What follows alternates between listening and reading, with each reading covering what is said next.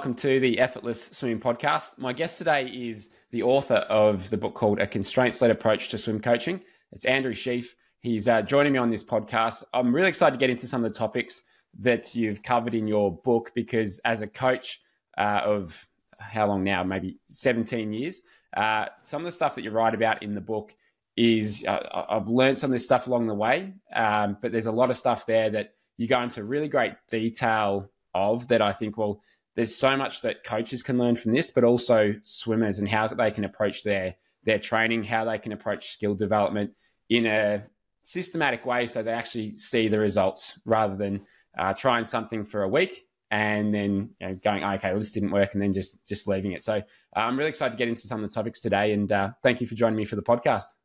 Yeah, thanks for having me. I appreciate it.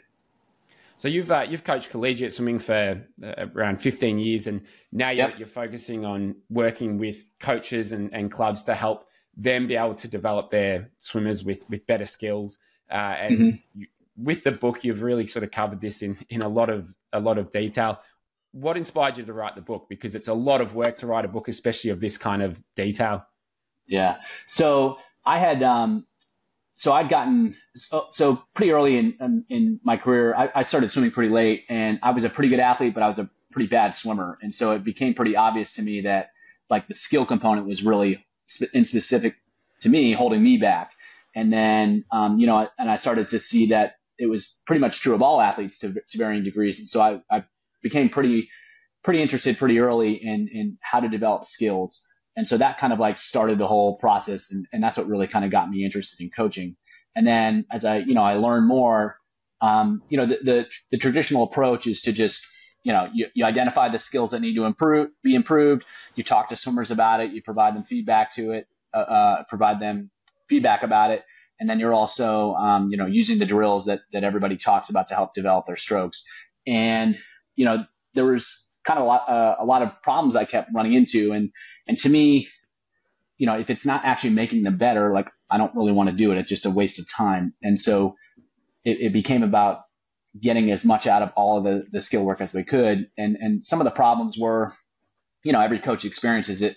You tell someone to do something, they do it for a lap, and then they stop doing it. They just kind of forget about it. That's one of the issues. One of the other issues is that there's like 50 kids, and how are you going to, have a conversation? How are you going to teach all of them? That becomes really problematic, and you're not going to be able to do one-on-one lessons with everybody. And then the other aspect of it is like, a lot of times there's this disconnect between skill development and training. And if you can't do the skills in a race, it doesn't, that doesn't mean anything. And if their skills are falling apart when they get tired, it doesn't mean anything. And so, these are kind of things that I'm struggling with as I go through my coaching, and I'm always kind of looking for answers. And then I came across a guy named Keith Davids, who's really involved with kind of some different approaches to skill development. And I got, he wrote a couple books, and I read those, and I started to correspond with him and, kind of develop some of these or apply some of these ideas to swimming. And then, along the way, he basically asked me if I wanted to write a book as part of a series that he was doing. And so that's kind of how I actually got into writing the book. But the journey about trying to figure out these ideas was basically just how can I find a way that solves all of these problems that I'm facing trying to develop skills, because I was convinced and am convinced that the difference between, fast swimmers are almost always good swimmers. And so we need to develop those skills in everybody, and then finding an efficient way to do it that actually creates change, not just in a couple athletes some of the time, but, all of the athletes all the time. And so that's kind of where all of this kind of came from. And that's, what I'm still interested in. I'd love to dive into what you do when you've got 50 kids in your squad, because that's what most clubs are. It's a whole bunch of kids and one coach. What are some of those things that you would share with a club coach who's got a whole bunch that they're trying to work with, but you just can't give that one-on-one attention? Yeah. So you have to find ways to basically, so you're not going to be able to like quote unquote coach all these kids. It's not possible. You're not going to be able to teach them. And so what you have to do is try to find activities that basically do the teaching for you. And so, an example that kind of everyone is familiar with is like, if you have the kids count their strokes, it's not perfect. There are ways to cheat it, but 9 times out of 10, they tend to lengthen things out. They tend to smooth things out, and it tends to fix issues. And so that's a perfect example of, a simple activity that you can do that starts doing the coaching for you. And so the more times you can find skills that kind of help with that, the more effective, you're going to be. And so, another example that probably a lot of people are familiar with, you have kids swim with a closed fist. Most times they're going to do a better job of, using their forearm to pull. And so that's an example where like, you don't have to tell them to do anything in terms of like, hey, Johnny, make sure you get your elbow up, but you've given them an activity where it starts to push them in the direction that you want. And it starts to do a lot of the work for you. And so that's what I started thinking about is, how can I create activities or drills or sets that almost require swimmers to swim in the way that I want instead of having to actually teach them. And that's the best place to start. And so, and the other aspect of it too, is that when kids have goals, they're going to perform better as a result. And so, my expectation is always that kids know their times and they know their stroke counts for just about everything, because then you don't have to tell them something's wrong. If all of a sudden they're swimming 2 seconds slower or they're taking 3 more strokes, they know that, and they're going to change something to do that. And if they're not aware of those things and you're not telling them and you're not providing them feedback, they're going to be in la la land and they're just going to be swimming back and forth. So ensuring that they are taking responsibility for the numbers of their swimming can be really, really helpful too. Yeah, I really like that one. Something that we do at clinics and we've done for a long time is contrast drills, which I know you talk quite a bit about, where you get someone to do the right thing and then the wrong thing. It builds up that awareness around, then they know whether or not they're in the right position. They can sense it when they're starting to slip or fall apart with their stroke. The other thing I've used at clinics, a couple of years ago, pre-COVID, I ran some clinics in New Zealand and we had about 24 or 30 swimmers or something at these clinics. So it was really a lot of people compared to what I'm used to with the small groups of 6. And I got them to pair up and I had them do a certain drill, and I had their partner watch them and then give them feedback on how they were doing the drill. Do you need it? It was like a catch drill. So just getting them to give that feedback, and then they'd swap over. And so when they become the coach and they have to understand, they have to learn, all right, well, what's the right position? They have to be able to identify it. Then they have to correct someone. They really can take that on board, because I think one of the best ways to learn something is to coach. And I'm sure that's probably what you've seen going from swimmer to coach, is like, you just don't know. You just don't understand how much there is out there when you're just swimming compared to when you've got to become a coach and you've got to learn all these things. It's like, for me, I learned so much just becoming a coach, whereas as a swimmer, I feel like I knew about 10% of the information. Right. Yeah. And I think, kind of what we're both saying is like, you have to really teach them to, basically how to train, and how to train. Part of that is being engaged in what you're doing and being aware of what you're doing. And the more, I found that the more, like, I don't like to argue with kids. And so the more quantitative it can be, like, you either went this fast or you didn't, or you either took this many strokes or you didn't, like, then there's no discussion about that. And I think that can be really helpful, because if it's like, hey, your head's in the wrong position, and they're like, well, I thought it was right. Like, you can't, like, I don't want to get into those discussions where it's kind of subjective, because, as most coaches have experienced, when you're their coach, they don't believe you. But if someone else comes and tells them the same thing, then they believe them. And so, like, I just like to keep things objective, to keep it simple. Yeah, that's a good way to go about it. And what's the process that you would often go through, even just if it's in your mind, where if you're working with a swimmer, let's say it's one-on-one, and you're looking at, all right, where in this chain of technique, where are they falling apart there? How do you sort of analyze those the swimmers?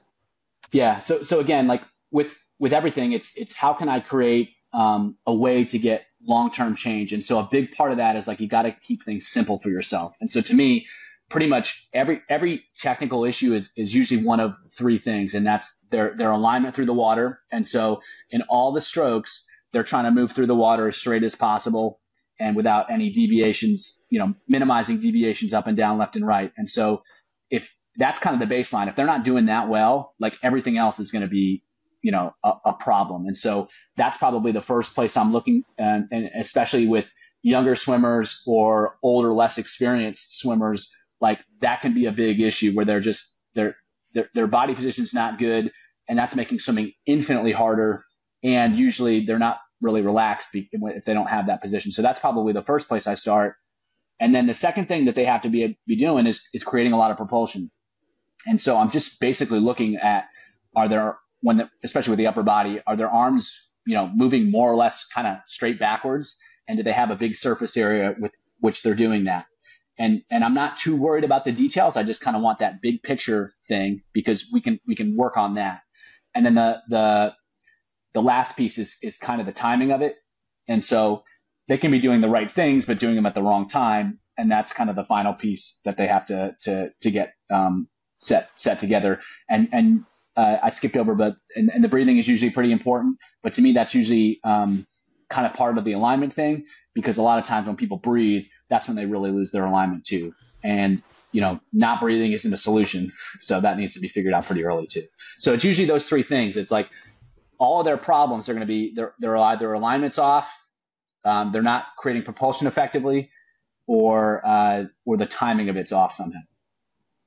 Yeah, I love it. That's a really simple way to approach it, and it's often the simple solutions, the simple things that will help someone make that change. Mm-hmm. And I'd like to go to that first one, the alignment. Yeah, I work with a lot of adults who didn't learn to swim as kids, mm-hmm. and that alignment, that body posture, the effectiveness of the kick, it's not often there initially, and quite often they're very stiff in their ankles, and they're just not kicking effectively, or can't hold themselves in a straight body line. They're bending through the hips, or they've got too much the back arch, and it's and they're not holding themselves straight. What are some exercises, drills that you would have swimmers do to just work on that? Yeah. So I think a lot of times it comes from a lack of awareness or almost belief that their lungs can actually support them in the water. And so they're doing everything and anything to not take advantage of their lungs. And so really helping them understand that they can actually float and do so with zero effort. And so doing something where they get a big breath and they grab their knees and they get into a ball, and they're going to float. Some people will float a little higher, some people will float a little lower, but they're not going to sink unless they're literally they've got the tiniest lungs and they're pure muscle. But that's 1% of the population. So that's a foundation. It's oh wow, I can float. And then it's kind of there's two aspects of it. So it's kind of like a fulcrum, and the lungs are holding them up at the surface, giving them activities where they learn how to press the chest a little bit. And so they could do a swim of 25 with their head up really high, and then they kind of lower it down like an elevator, and now it's really low, and they can start to feel how that change in pressure changes what their hips do and how they can improve their alignment through that. And so once you get the center or the awareness of the flotation, learning how to push from the front is important, and people will need to do different amounts. There's not going to be a right way based upon how people are built. If your legs are super long or they're super short, you're going to have to do different things, but giving them opportunities to explore that is where they figure that out for themselves. And then the other aspect of it is a lot of people that are pretty new to it, just their legs will kind of just hang. And so they have to learn how to create tension in the back of their legs, in the back of their hips, to almost pull them up a little bit. And so what they can do is stuff they're in that ball, and then they just focus on extending their arms and extending their legs. And they have to keep tension in the back. If they don't, they're not going to be able to do that. And so helping them learn how to just feel what that's like, and feel how to create that tension and while still using the lungs, can be really helpful for helping them try to establish those positions. And then what they do is you can do a couple reps of that, then you do a 50, do a couple reps of that, do a 50. So then you're taking those sensations, what you experience, and then you're trying to apply that when you swim. And if you just kind of keep doing that over and over again, it might take a week, it might take a month, but sooner or later they're going to figure out something. Yeah, that tension through the back and the hips, it's not for someone who's just started as an adult. It's not instinctual. It's it's very unusual. But the problem is their instinct is to kick, but they're kicking down, and so that's going to create tension on the front of their body because they're kicking down, and it's almost kicking can help keep your hips up, but it's almost the opposite of what they need to do. And when they're feeling their legs and hips sink, like they're going to panic, like maybe not like, like traditionally panic, but like they're going to know that this is not a good thing, and they're going to try to do something. And their first instinct is just kick, when in sometimes that's the opposite of what they need to do. Yeah, it's so true. I have a couple of swimmers who will come to clinics who they might tire after 50 or 100 meters, and the kick is like a 9 out of 10 effort. Yeah.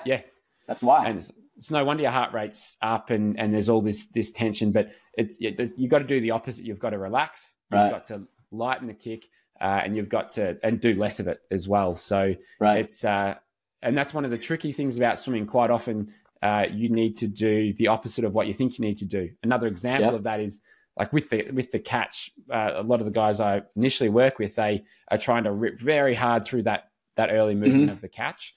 And it's like, well, no, just use that more as the setup, and then you can accelerate through and you can apply more power through there. Because if you're going for broke straight away, it's not a strong position. You're not set up to be pressing back. So let's just turn our thinking around here and just ease off that power in the beginning. And there's quite a few other things there too.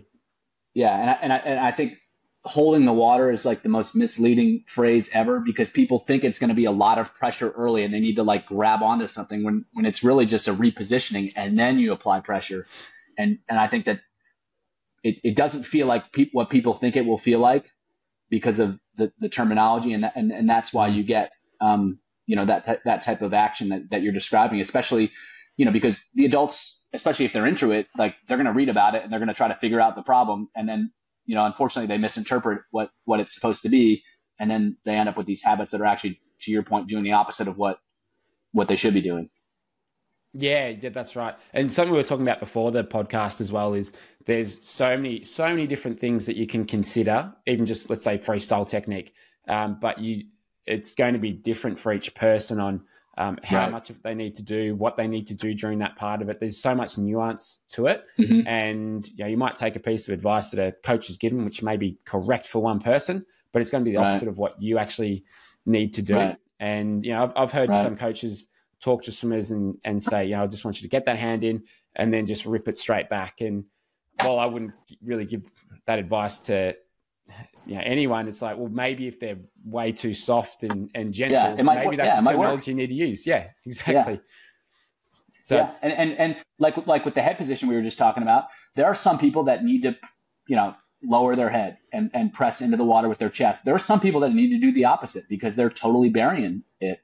And so, a one-size-fits-all prescription is not going to be effective. And that's one of the biggest challenges with instructing athletes is like sometimes they need the opposite instruction, and that can be tough to know exactly what to tell them because you don't even know you may think you're telling them what to do, but they may be conceptualizing it in something like totally different than what you want them to think about it. And like, and so that can be problematic too.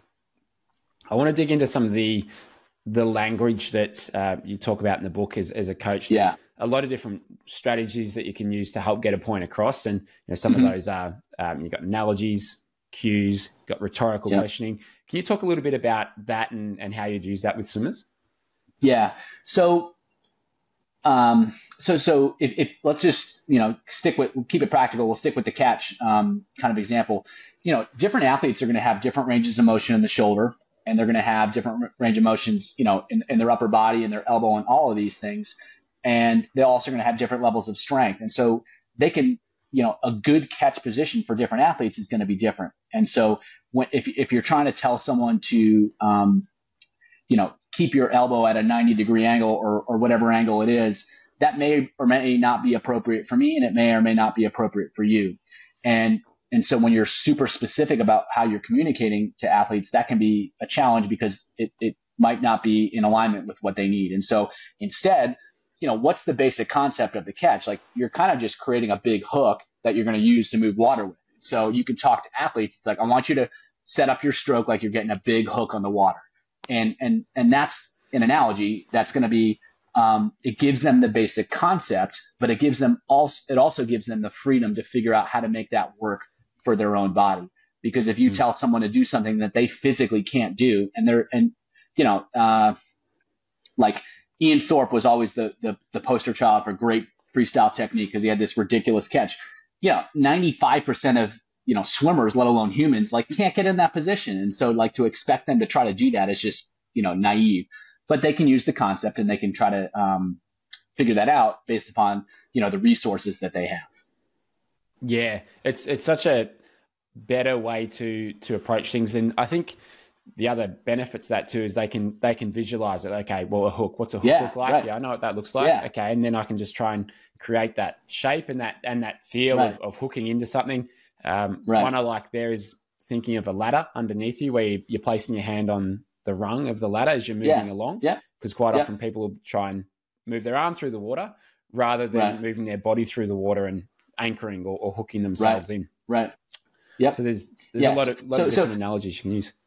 Yeah, and so that was pretty early on. Like that was one of the first like big steps. I was like, all right, well, I can't I got to find ways to it's almost like learning a new language. So instead of communicating to athletes in traditional put your hand here terms, it's like how can I think of like analogies or that type of communication for all of the things that I wanted to accomplish. And that took some time because it's like you're starting to think in a different way, and then after a while it's pretty natural.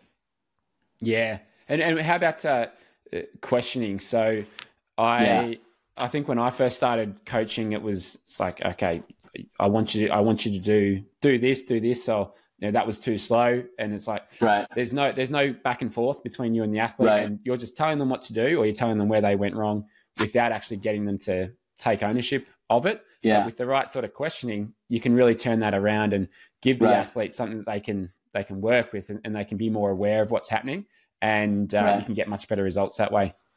Yeah. And so like, especially with a new athlete who's never really thought about that thing, you ask them something like, how was that one?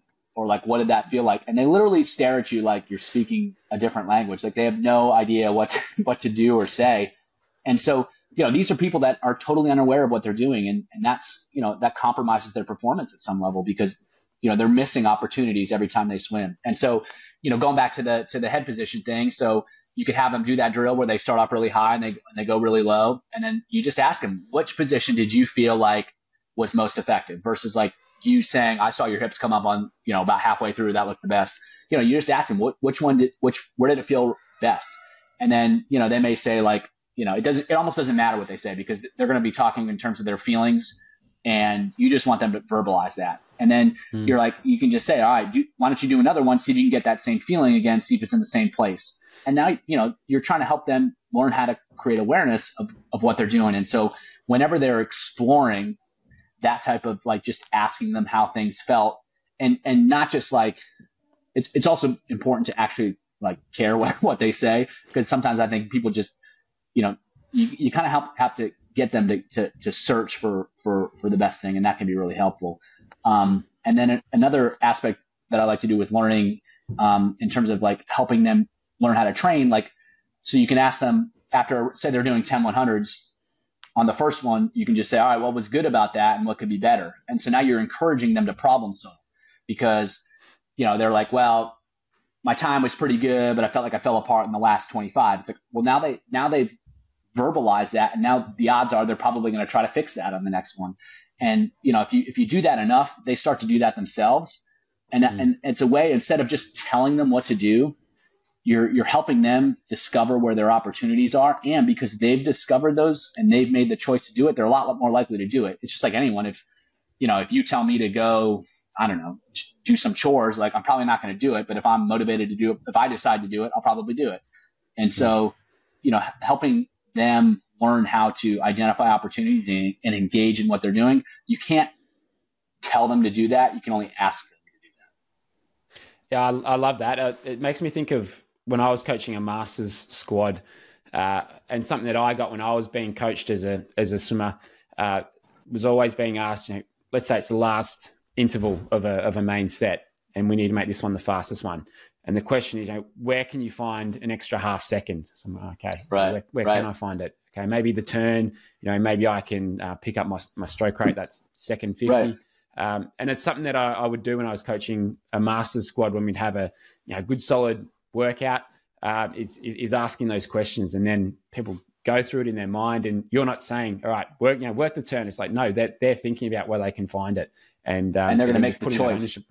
Yeah. Yeah. And then they're going to do it because they've made the choice to do it. Yeah. It's one of the real joys of coaching for me. It's like just being able to get people to do those things and trying to figure out ways to get them to make those changes on their own. Something that I'll often do at clinics is, after we go through some drills and we've worked on a certain aspect of it, I'll get them to chat with the other swimmers in their lane about, all right, what were you thinking about and how did that feel? And then they're discussing it, and they're having to think about it. Go, okay, yeah, well, I was trying to go wider with my hands here. It felt kind of weird, but I think it's going to be better. I think it's going to be faster. So just getting them to verbalize those things as well is another really good way to be able to get them to kind of think about it in a different way, because swimming's a sport where you're always in your head and you're thinking so much during it. And I think if you can get that out of your head and just speak with others about it too, it's a good way just to be able to figure some things out outside of just being in your head. Right. And your comment about how can you find a way to make this last one the best one? I read this, I don't remember where, but like a lot of times people, especially coaches, will be like, you can do it. Whereas the better question is, can you do it? Because then the athlete has to ask themselves, can I actually do this? And then they have to go through that process that you were talking about. All right, well, yeah, I think I can, but how am I going to actually do this? And that's going to be, a lot more powerful than the coach just telling them you can do it, because they're just like, no, I can't. or they've got to figure out what, to your point, like what solution can I find to make this happen? Yeah, I love it. Another thing is, a lot of adult swimmers who have maybe been swimmers since they're a kid, they'll want to go to the pool and have a good workout. They're not that interested in swimming slow, skill development. It's like, no, I got my hour, I've got my 90 minutes. I just want to get to the pool and have a workout. What can we do as coaches or what can those swimmers do to be able to still develop and improve their skills and their technique without doing half an hour of drills each session? Yeah. So it kind of goes back to what we're talking about in the beginning is find training tasks that force swimmers to do, in this case, force yourself to swim well, even, regardless of what it is or how hard it is. And so an example is, let's say we're working on our pull, and you just do some drills, whatever pulling drills that you thought, that you were told to do, like you could just do those, and that would be your basic skill work.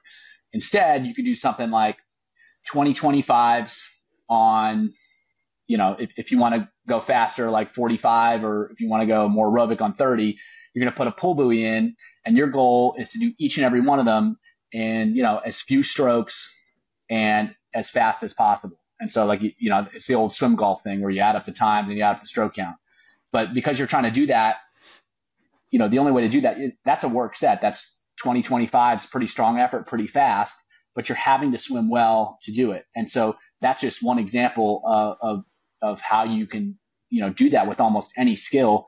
If you put stroke counts on it, you have times that you're trying to hit, and then you just change the activity slightly. So another thing you could do is, like, if you hold a paddle upside down, that's going to kind of lock your wrists. Again, you're going to have to use the whole forearm to create propulsion. And so, like, you could do a set of 4 100s with, holding your paddles upside down. You're going to descend 1 to 4, and you're going to try not take any more strokes. And like, if you can do that successfully, that's going to be hard, and you're probably going to learn how to hold more water when you do that. And so it's just a matter of figuring out how to just get a little bit extra skill work. Like, you can still do the same basic set, whatever it is, but how can you add another extra challenge to it that forces you or the athletes to swim well when they're doing it? Yeah. And I remember hearing in one of the videos that you did as well is a way you can use a tempo trainer in, say, like a set of 12 100s, and you can use that to help develop the skills. Can you talk a bit about how you might use a tempo trainer?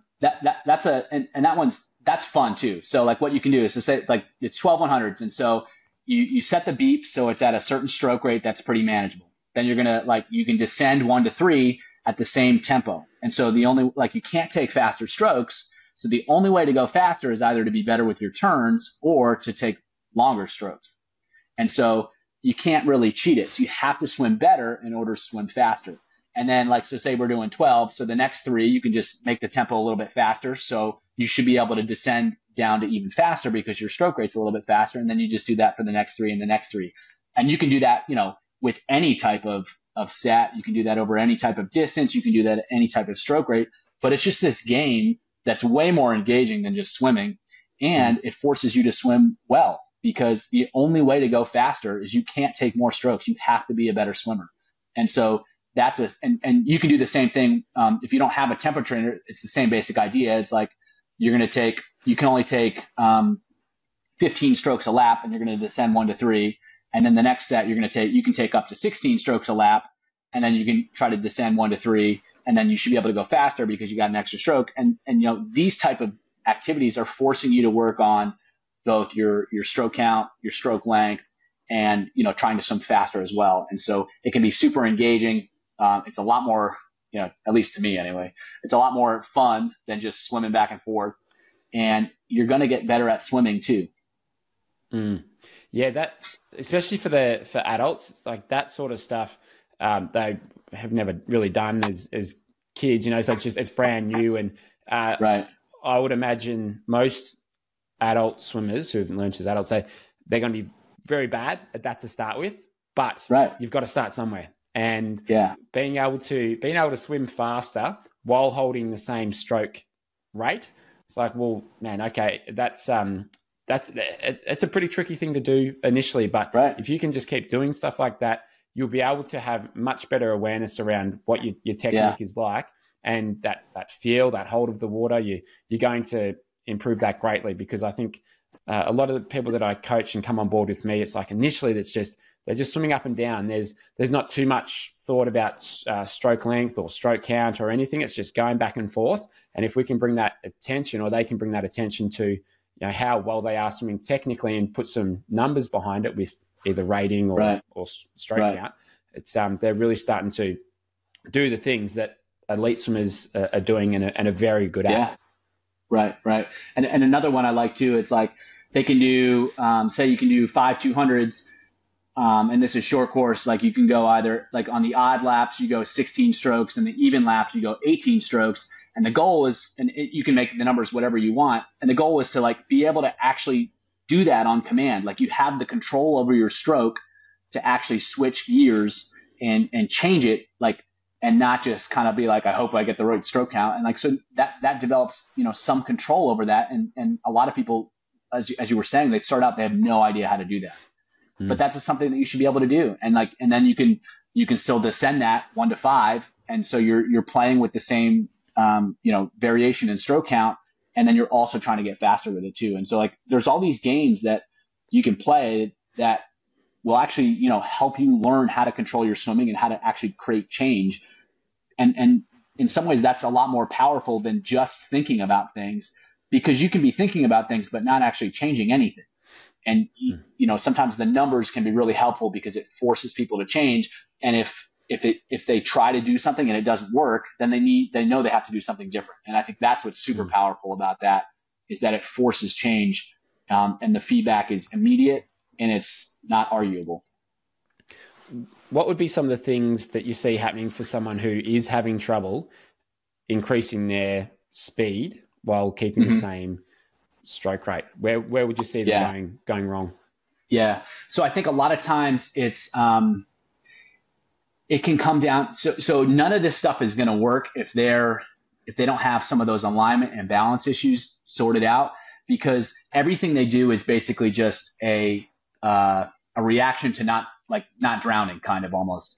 And so their heads all over the place, and their arms are just basically compensating for their loss of alignment. And like you said, with the kicking, they're just trying to keep their hips up, and they're just doing everything they can. So they don't really have the ability to control anything. And so a lot of times with that, it's that they feel out of control and they just keep things moving so that they can kind of stay in control. And so I think helping athletes learn to relax in the water could be the first step, because a lot of with the stroke count stuff is you have to be a little bit more patient in the front of your stroke. And if you are using your arms and your legs to maintain your balance, like you can't afford to do that. And so that can be a huge thing.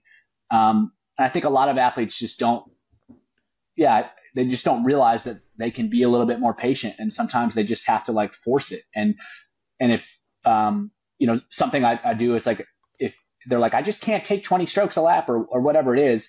Well, you've kicked across the pool once, probably in less than 20 strokes. You probably took 0 strokes. So just do under 20. I don't care how terrible it feels or how much it isn't even swimming. It's just kind of like this kicking with occasional arm movements, but just do it. And then you can work yourself back into it, and then you can start to figure it. At least do something different and create a change. And then you can work on creating a better change. Yeah. I really try and encourage the swimmers at our clinics to say, this is a chance to experiment. This is a chance to try something different. And if it feels exactly the same, it's going to look exactly the same. So I want you to push yourself out of that comfort zone of what you think you should do with your technique. And like, this is a chance to just try something new. And it's okay if it feels awkward, unusual. That's a sign that you've at least changed something. And like, as much as I'd love it to be the case where any change in the right direction feels better, it's not always the case. Sometimes it is, but quite often it is not. And it's just your body going, hang on, I'm not used to this. And so they go, okay, let's go back to what we're used to, because that feels good. And so you've got to be able to just know that it's okay to feel a bit out of balance, a bit awkward, out of time with things when you're making those changes. Right. And that's, and that's one thing I love the numbers aspect of it too, is because it's comforting, because athletes will be like, this feels so terrible. I'm like, well, you took 2 less strokes and you went 3 seconds faster. It's like, if you want to keep swimming the other way, you can. I don't really care. And then they're like, all right, I'll do it. And the other thing that can be helpful too is, especially with iPhones everywhere, it's like you can just video it. And like you said, if it feels exactly the same, it's going to be exactly the same. I'd almost say that it can feel totally different and it's still probably going to be exactly the same. Like, people don't understand how different it's going to feel for it to actually be different. And like, you have someone that's like, say they're crossing over with their arm. It's like, I want you to literally put your arm like as if you were entering like at 2 o'clock, like way out here. And they're like, all right, I'll do it. And then you film it and they're entering straight in front of their head, or they're entering straight in front of their shoulders. And they're going to be like, well, that was a waste of time. And then you show them the video and they're just like, oh. And so again, like they tend not to believe you until you show them objective proof, especially when you're asking for a big change. And so that's another strategy that can be really helpful too. I had a swimmer during the week who would normally only breathe to the one side, and they tried breathing to their right-hand side, which was the side they wouldn't normally breathe to. And they were, I think, 3 seconds faster per 100. And they're like, but it just doesn't feel good. And we'll look at the footage, and it's like, it looks way better than your other side. Yeah. So it's just so funny faster. Exactly. It's just so funny how there can be such a disconnect there between feeling and what's actually happening. But as you said, the numbers don't lie, and you need some of those numbers to be able to prove a point and know whether or not it's working.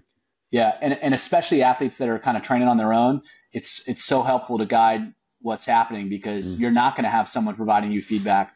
But as long as those numbers are doing more or less what they should be, and they're moving in the right direction, like you're doing the right things, regardless of what it feels like, or regardless of how sure you are of what you're doing. Let's say you're coaching someone remotely. What would you have them do as a sign of progress? Like, what sort of testing would you go, okay, 100 freestyle, just at easy. I want your time. I want your stroke count.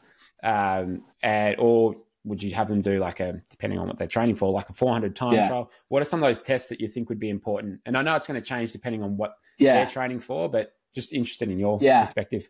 And I think so. It can be helpful. One, it can be helpful. You just ask them what they know whatever baseline they have, so that they can see progress. Because if you give them a new test, that can be helpful too. And then you compare it. But a lot of times they have a sense of where they're at. So, a lot of athletes are like, well, I like 1050s on 45 and I always hold 36s.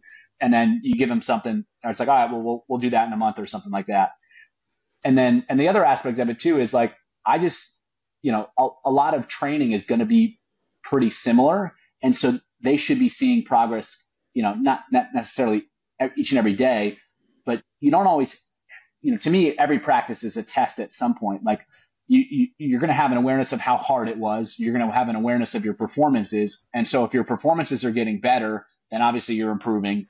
And if your performances are similar, but all of a sudden it feels way easier, like that's in progress too. And so trying to educate athletes to, to be aware of these things can be really helpful, because sometimes you do the first test and for whatever reason, they're just having the best day of their life and they do a really good job. And then you test them again and, it was the worst night of their life and it's just terrible. And like, you just can run into these situations where, it looks like there was no progress made just because of outside factors. And so I try to place an emphasis on what's changing, day to day. And anytime you repeat a set of similar type, like you're kind of always comparing it. And then that way, you see the trend as opposed to like waiting for this test. And I think regardless of, whenever I'm coaching someone online or in person, like those are the things that I'm looking for is, on the stuff that we're kind of pretty keyed in on, is that stuff making progress in some way over time. Yeah, I like it. That's a good one, because quite often people have a set that a go-to set. They know their pace. They've got the same everything send-off time. Yeah, good way to really good way to do it. Andrew, for those that are listening, what's the best way to either grab a copy of your book or get in touch with you? Perhaps they're a club or a squad or a coach, and they'd like to work with someone like you to help with the skill development of their athletes. How can they best get in touch? Sure. My website is coachandrewsheaf.com. That's probably the best way. My email address is coachandrewsheaf@gmail.com. You can just use that. And then, on the website, there's a quick 50-something minute course that you can do. It's all how to make this stuff really practical. You can get the book there. And so that's probably the best way to get in touch with me or, to learn more about some of this stuff for sure.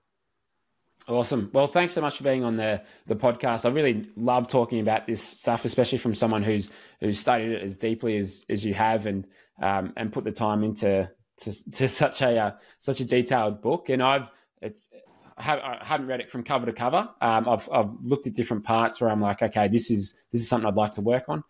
So going through the different sections of it is how I've gone through the book. And I think it's such a valuable skill for coaches to develop, because before the podcast we were talking about how it's just easier to kind of write a good workout. That's easy, everyone can write a workout, but it's how can you apply the skills? How can you, think about that skill development, or how can you have your athletes focusing on certain parts of their stroke, so it's not just you telling them what to do. And I think if you can develop that as a coach or as an athlete, because most of the athletes listening to this, it's like how can you be aware of where your stroke is at by using some of these numbers? How can you use that to get better? So it's something that I really love to talk about. So thanks for being on the podcast, and down the track I'd love to get you back on. We'll dive deeply into one or two other topics and awesome. go about it from there. Sounds good. Thanks for having me. I appreciate it.